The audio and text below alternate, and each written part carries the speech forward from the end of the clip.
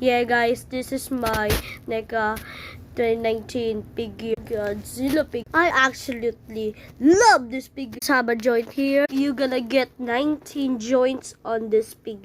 Shall you buy this figure? Absolutely. The amount of detail of this figure is not bad. I mean, NECA did a really good job on this. But in one day, I was posing the tail to make a stop motion video.